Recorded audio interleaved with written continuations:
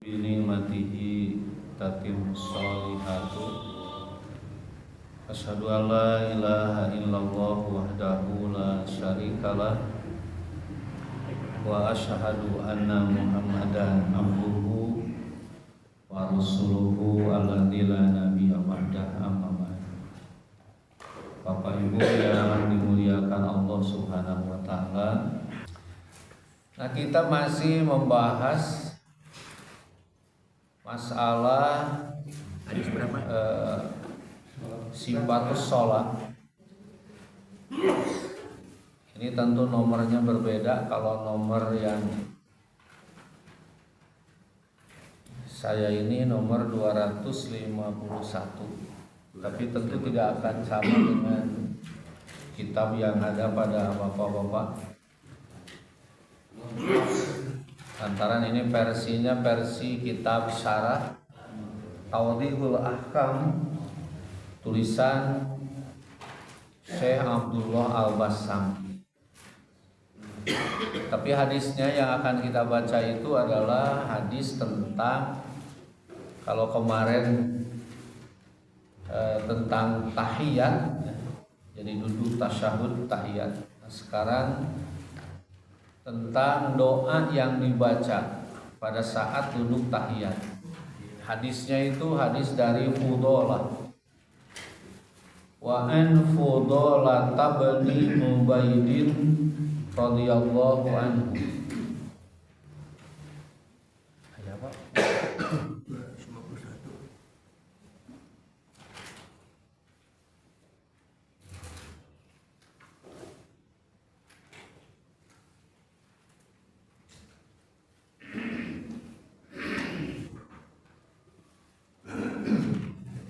Dari Fudalah bin Ubaid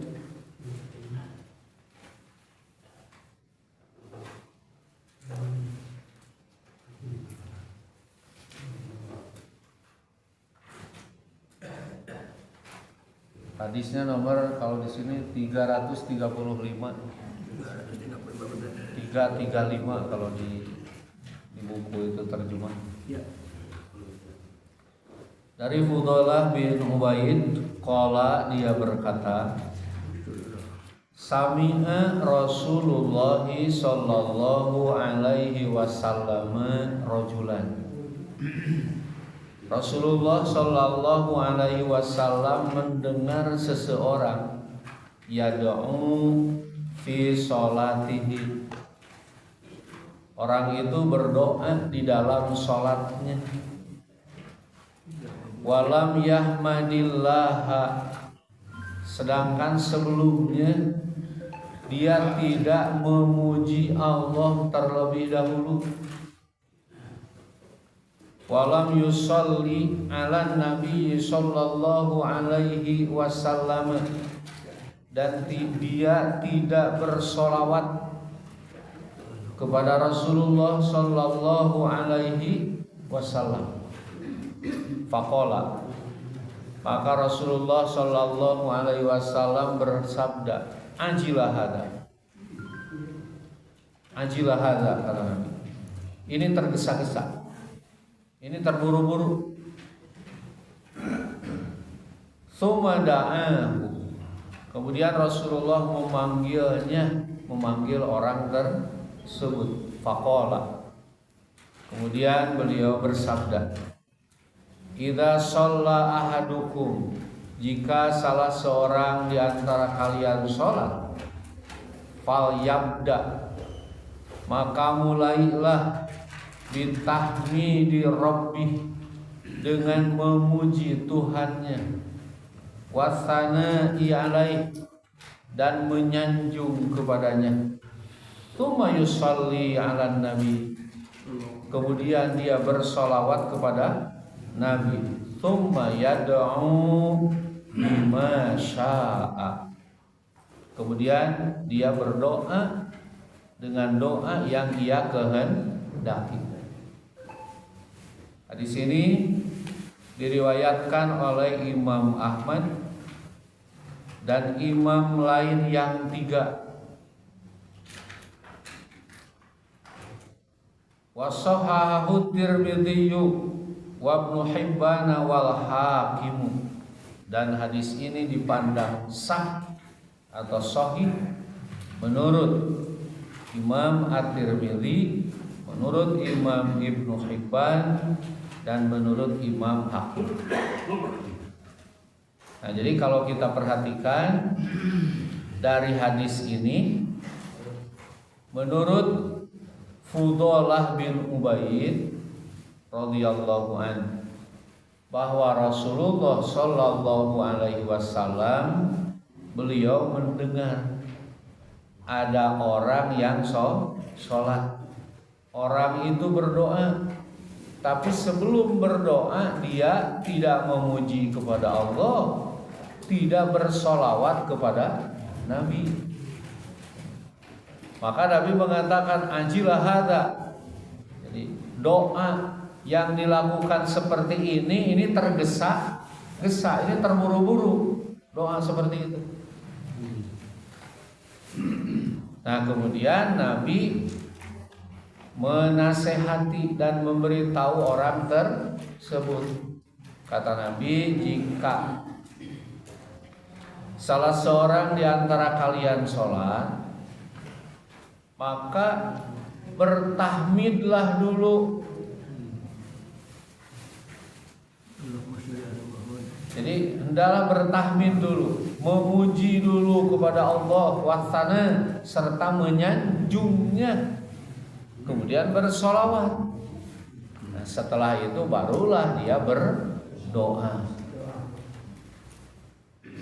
Jadi tsumma yad'u bima syaa. Kemudian dia hendaknya berdoa dengan apa yang ia kehendaki. Nah, kalau kita perhatikan hadis ini berdasarkan penjelasan para ulama. Jadi sebenarnya ini bukan doa secara umum, ya, bukan doa secara umum. Tapi yang dimaksud di sini, ini kan dalam kitab Bulughul Maram. Dan sebelum membaca hadis ini kita sudah baca kemarin tentang doa yang kita panjatkan pada saat kita duduk tasyahud atau duduk tahiyat. Jadi ketika duduk tasyahud atau duduk tahiyat, baik pada tahiyat tahiyat awal ataupun pada tahiyat akhir. Nah, itu kan ada bacaan doa. Yang doanya itu at-tahiyyatu lillah wassalawatu wat thayyibah, assalamu alayka ayyuhan nabi, dan selanjutnya gitu. Nah, sehingga ketika Imam Ibnu Hajar Al-Asqalani menuliskan hadis ini, maka yang dimaksud orang yang berdoa di sini bukan berdoa di sembarang tempat. Tapi yang dimaksud dengan kejadian ini adalah orang itu berdoa pada saat duduk tahiyat. Jadi orang tersebut ketika duduk tahiyat itu dia langsung saja berdoa dengan doa yang ia kehendaki. Gitu. Hal itu terdengar oleh Nabi. Makanya Nabi berkata kepada orang itu, ajilah hadza. Ini terburu-buru, ini tergesa-gesa. Jadi kalau berdoa pada saat duduk tahiyat, baik tahiyat awal ataupun tahiyat akhir, hendaknya memuji Allah dulu. Itu. Menyanjung kepada Allah serta bersolawat kepada Nabi. Seperti apa? Ya seperti bacaan yang kita sudah baca itu. Gitu. Yaitu at-tahiyyatu lillah wassalawatu wat thayyibah, assalamu alayka ayyuhan nabi wa rahmatullah, assalamu alayna wa ala ibadillahis sholihin, asyhadu alla ilaha illallah wa asyhadu anna muhammadan abduhu wa rasuluh. Terus Allahumma sholli ala Muhammad.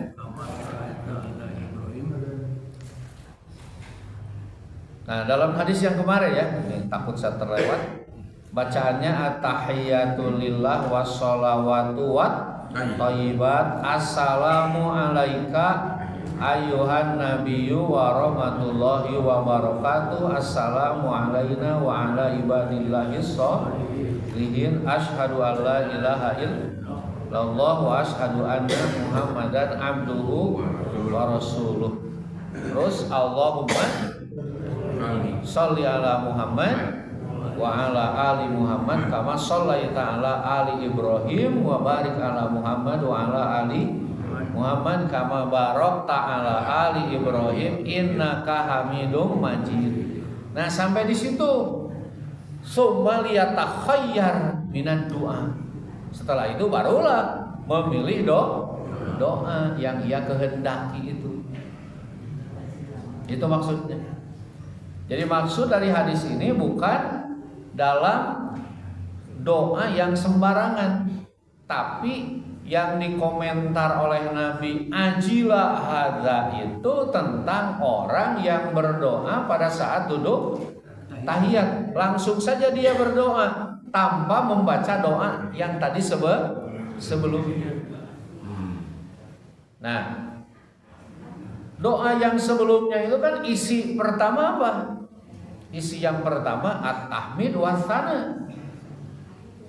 Jadi isi dari doa tersebut adalah tahmid, memuji Allah, wa tsana dan menyanjung Allah. At-tahiyyatu lillah wassalawatu watthayyibah. Nah, itu kan pujian dan sanjungan kepada Allah. Nah, selanjutnya assalamu alaik, ucapan salam yang ditujukan kepada Nabi dan ucapan salam yang ditujukan kepada umatnya, kepada hambanya. Assalamu alaina wa ala ibadillahis sholihin. Jadi ucapan salam untuk hamba-hamba yang soleh. Kemudian bacaan tasyahud dan juga bacaan sholawat. Nah, memang kalau kita baca di dalam hadis ini sholawatnya tidak ada. Di sini tidak tertulis sholawat. Tapi kita akan baca hadis yang lain nanti, di mana setelah tasyahud itu nanti ada bacaan sholawat. Nah, jadi maksudnya begini, kalau kita duduk tahiyat, maka kita dianjurkan memuji dan menyanjung Allah. Pujian dan sanjungan kepada Allah itu yaitu dengan lafaz at-tahiyyatu lillah wassalawatu watthayyibah. Nah, kemudian bacaan selanjutnya assalamu alaika, terus assalamu alaina wa ala ibadillahis sholihin, kemudian dilanjutkan dengan dua kalimat syahadat, dilanjutkan dengan sholawat. Nah, setelah itu barulah kita berdoa, memilih doa yang kita kehendaki. Itu pun nanti ada dalilnya bahwa yang dimaksud doa yang kita kehendaki teh naon, ada keterangannya. Itu tidak lantaran apa yang kita kehendaki sakahayang urang kalau gitu. Jadi hendaklah memilih doa yang ia kehendaki, soke sakahayang urang tante gitu. Tapi ada dalilnya, ada keterangan.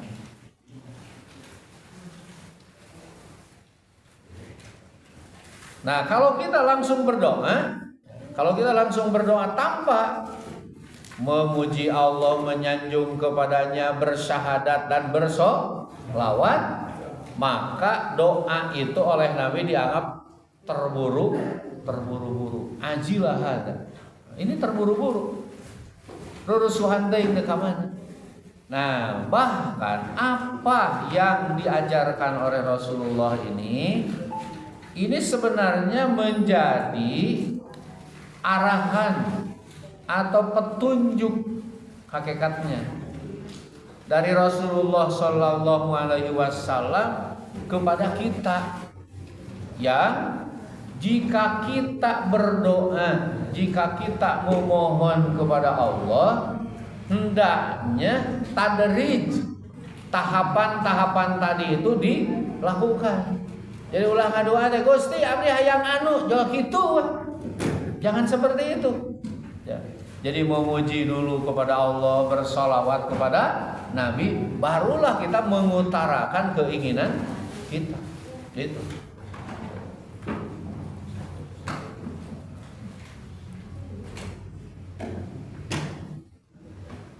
Nah makanya pada hadis yang tadi Rasulullah Shallallahu Alaihi Wasallam itu hakikatnya memberikan arahan dan petunjuk kepada kita umatnya adab berdoa, sehingga kata Nabi, idza shalla ahadukum, jika salah seorang di antara kalian sholat dan berdoa, itu, maka awalilah dengan bertahmid kepada Allah, awalilah dengan memuji Allah dan menyanjung kepadanya serta bersolawat kepada Nabi. Nah, Abdullah Al-Bassam di dalam kitabnya menyebutkan fil hadithi dalilun ala taqdimil wasaili baina yadayil maqasidi. Hadis tadi itu menjadi dalil bahwa kita hendaknya mendahulukan wasail sebelum maqasid.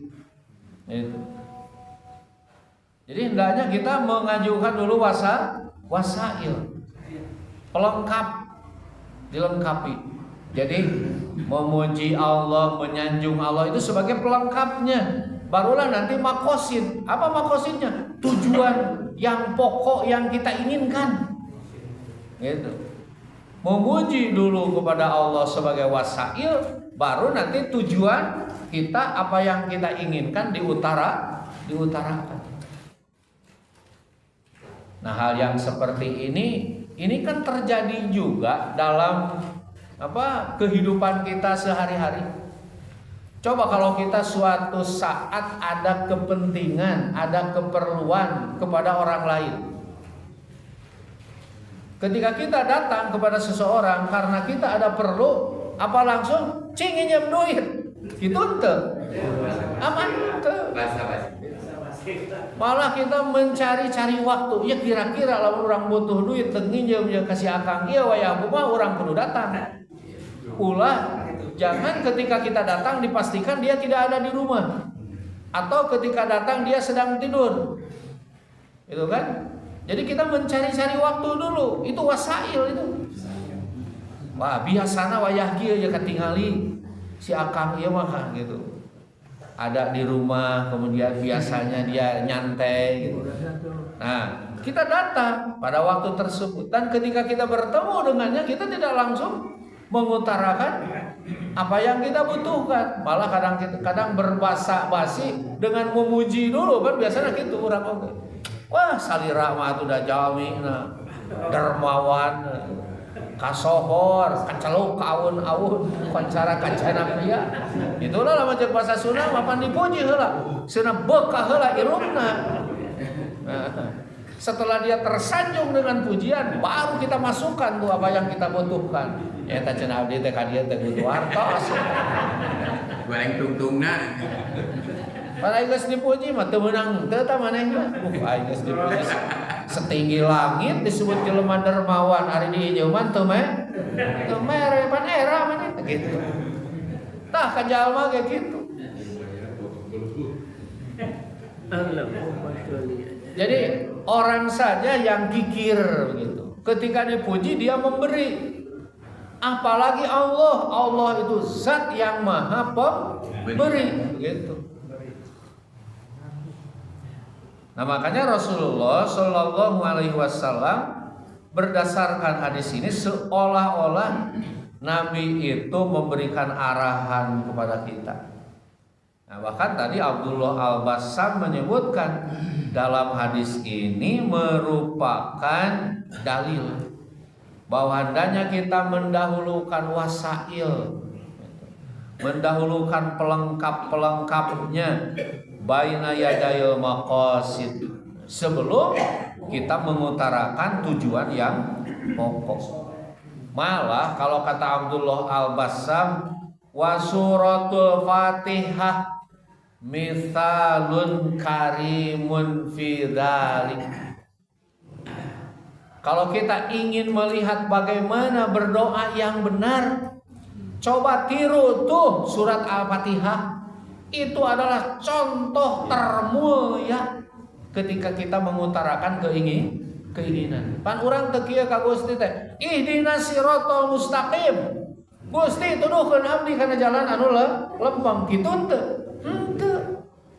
Tapi bagaimana? Kita memuji dulu. Alhamdulillah Rabbil alamin. Ar-Rahmani Ar-Rahimi Maliki Yaumiddin. Itu kan segudang pujian kita kepada Allah.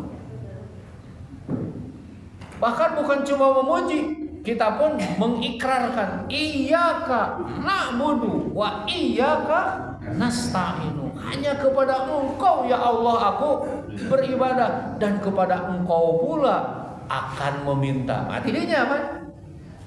Kakarawa kan itu nah. Ihdina, kakarawa minta. Ihdina siratal mustaqim. Nah begitu cara berdoa itu.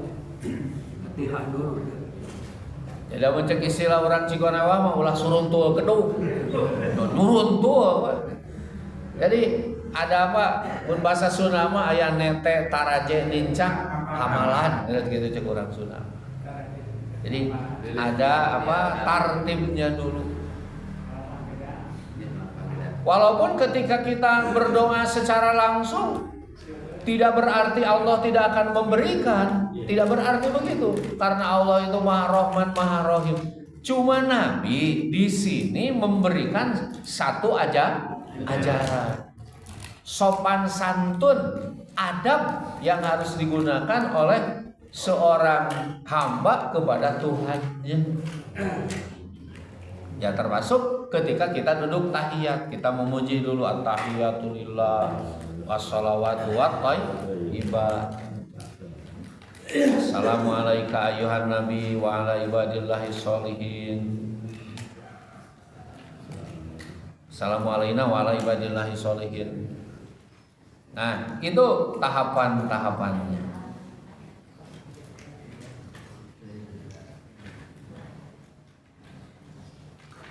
Nah, Imam Ibnul Qayyim menyebutkan ini kenapa Nabi itu dalam urusan berdoa sampai memberikan arahan seperti itu. Apa yang menjadi penyebab? Kalau menurut Imam Ibnul Qayyim, ad-du'a'u min aqwal asbab. Jadi Rasulullah memberikan arahan seperti itu mengingat doa itu merupakan sebab terkuat. Dalam apa? Bidaf'il makruh wa husulil matlub. Dalam menolak segala yang tidak diinginkan dan tidak disukai, serta dalam menghasilkan al-matlub yang dicari. Nah, bahkan ada riwayat yang menyebutkan ad-du'a silahul mu'min. Doa itu adalah senjatanya orang yang beriman. Nah, jadi Rasulullah sengaja memberikan arahan, petunjuk seperti itu, adab sopan santun di dalam berdoa kepada umatnya, lantaran doa merupakan sebab terkuat, ya, sebab terkuat. Dalam apa? Dalam menahan, menolak segala sesuatu yang tidak disukai dan untuk menghasilkan segala sesuatu yang kita cari. Apalagi kalau misalkan kita membaca riwayat-riwayat yang lain bahwa Allah Subhanahu wa taala tidak akan pernah menolak. Allah akan senantiasa memberikan ijabah jawaban terhadap doa yang doa itu disampaikan oleh seorang yang beriman dan doa tersebut tidak akan menjadi penyebab putusnya silaturahmi dan doa tersebut bukan doa dosa. Jadi andaikan doa ini diucapkan oleh seorang muslim, doa tersebut bukan permintaan yang merupakan perbuatan dosa dan juga doa tersebut tidak mengakibatkan terputusnya silaturahmi, maka dipastikan doa itu mustajab, doa itu diijabah. Jadi kalau kita seorang muslim berdoa kepada Allah, doanya itu bukan doa dosa. Kumaha doa dosa teh kieu doa dosa teh Gusti mudah-mudahan ngarampok peuting ieu mah abdi teh salamet. Atuh teu balik. Bismillahan namanya. Ya, bismillahi tawakal tuh. Ka mana? Ada ngarampok. Sing make bismillah oge nu kitu mah. Teu pantes. Bayahan sia ku aing, mudah-mudahan Gusti abdi hasil. Jadi itu doa dosa. Atau doa-doa yang akan menyebabkan silaturahmi kita dengan yang lain terputus. Gitu. Nah, doa-doa seperti itu oleh Allah tidak akan diijabah. Tapi kalau doanya dari seorang muslim, doanya tidak mengandung dosa, doanya tidak akan menyebabkan terputus silaturahmi, dipastikan doa itu mustajab. Walaupun Rasulullah menyebutkan ijabatud doa, ijabah Allah terhadap doa umatnya itu 1 dari 3. Yaitu 1 dari 3. Bagaimana 1 dari 3 itu? Kemungkinan jika kita betul-betul membutuhkan doa itu saat itu pun dikabulkan. Mencek kurang Sunda mah pok ngadua sok wae dibikeun. Dan memang kurang butuh. Pok sok. Pok ngadua sok dibikeun. Saya yakin bapak-bapak di sini ada yang lebih tua dari saya. Mungkin mengalami satu kejadian kita memohon kepada Allah, ternyata apa yang dimohonkan itu betul-betul terjadi. Gitu. Jadi kalau kita memang membutuhkan, memerlukan, apa yang kita minta langsung oleh Allah diberikan. Gitu. Nah, tapi ada juga doa itu yang kita panjatkan, Allah berikan, tapi dalam bentuk lain. Iya. Siga urang misalkan ayeuna aing nganu doa mah yang loba duit tuh.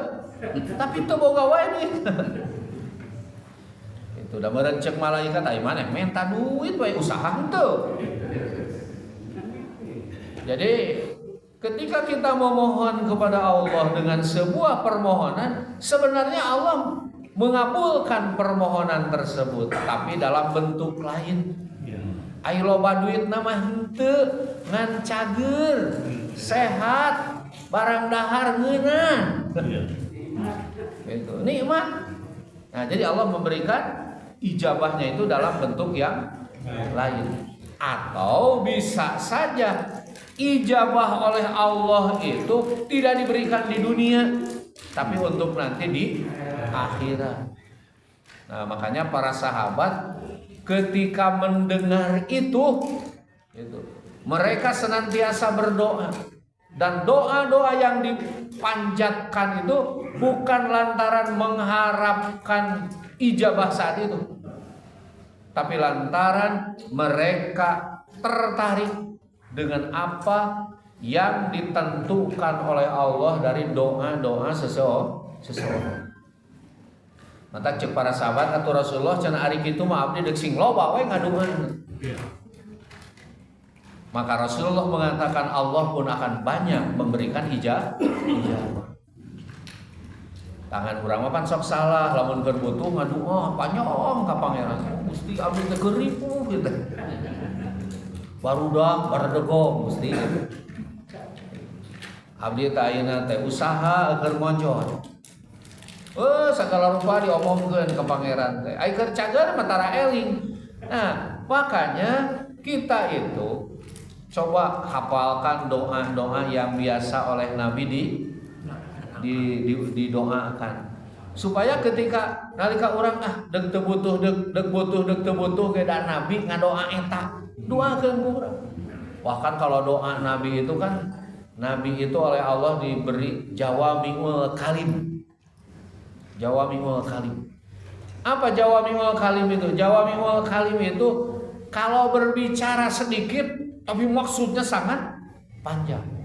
Pan urang mah ngadua, Gusti hayang anu tataan kabeh tika ngahulang. Naon deui nya euy, ka urang pan gitu. Bingung. Nabi ka dibalikan deui nu tadi, malah ti kosewan ngaduana teh salah. Tapi kalau Nabi mengajarkan doa pan ada doa yang diajarkan oleh Nabi begini. Allahumma inni as'aluka minal khairi kulli. Tuh saeutik tapi nu ngaranna alus aya kabeh di dinya gitu kan. Allahumma ya Allah as'aluka aku memohon kepadamu minal khair Kebaikan. dari segala kebaikan kulli semuanya ajilihi wa ajilihi baik yang diterima di dunia ataupun yang di akhirat ma'alim tuwa malam a'lam baik apa yang saya tahu ataupun yang tidak tahu. Sok dek neangan dua Marial kumaha deui paninya geus kabeh aya. Allahumma inni as'aluka minal khairi kullihi ajilihi wa ajilihi ma'alimtu wa malam a'lam. Aya eta dalilna ke di dia dina kitab ieu. Dina Bulughul Maram bab doa. Kayak ku bapak tinggalnya aya kitab da'awat bab doa 2 ayat doa. Atau lamun teh urang mung ku Nabi dipapagahan dinu tadi keneh. Wa a'udzu bika dan saya berlindung kepadamu ya Allah minasyarri kulli dari segala keburukan ajilihi wa ajilihi baik keburukan itu datang di dunia ataupun di akhirat ma'alim tuwa malam a'lam baik keburukan yang saya tahu ataupun yang saya tidak tahu. Ya Allah lindungilah saya dari segala keburukan baik di dunia ataupun di akhirat baik yang saya tahu ataupun yang saya tidak tahu. So perneangan deui naon tadi. Jadi doa-doa urang eta ge lain teu kenging mangga wae. Da kadang-kadang kebutuhan mah senantiasa berbeda. Nya teh abdi ayeuna butuh ieu yang cicilan mobil geura beres, pek wae. Aya kapal udara tambah tempatna. Nah, jadi kalau doa-doa yang diucapkan oleh Nabi kita bisa baca itu. Kurang dengar rasa butuh teu butuh oke. Nu penting pan nu tadi, semakin kita banyak berdoa maka Allah pun akan menyediakan balasan.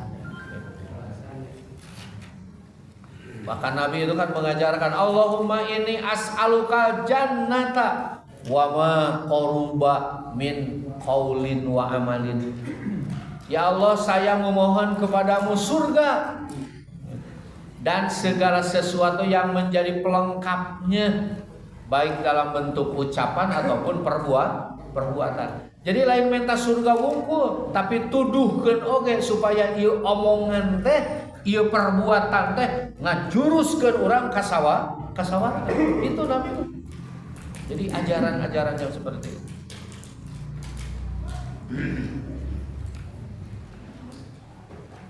Nah, jadi itu hadis dari Fudolah tadi. Nah, jadi komentar Imam Ibnul Qayyim bahwa Kenapa? Ya. Kenapa Rasulullah Shallallahu Alaihi Wasallam memberikan petunjuk arahan doa seperti ini? Mengingat bahwa doa ini merupakan akwal asbab, jadi sebab terkuat terhindarnya dari bahaya dan sebab terkuat datangnya apa yang kita inginkan. Ya seperti cerita orang Bani Israel itu yang masuk ke dalam goa, kan ketiganya bingung. Kalau mengandalkan kekuatan, mengandalkan kemampuan, didorong oleh seorang sendirian, ternyata batu itu sangat besar. Berdua pun sama, bertiga pun sama. Tapi dengan berdoa kepada Allah, malah bukan cuma meminta gitu. Orang itu bukan cuma meminta, tapi ketiga orang itu pun dia mengutarakan amal terbaiknya gitu. Sehingga setelah dia mengutarakan, ya Allah, seandainya amal tersebut merupakan amal saya terbaik yang kau terima, semoga engkau bukakan pintu goa ini. Nah, sehingga batu itu bergeser dan pada akhirnya ketiganya bisa keluar. Nah, ibu-bapak sekalian, dah ngawas mata kedah panjang teuingnya sok bosen. Tas we rasa hadis cekap. Assalamualaikum warahmatullahi wabarakatuh.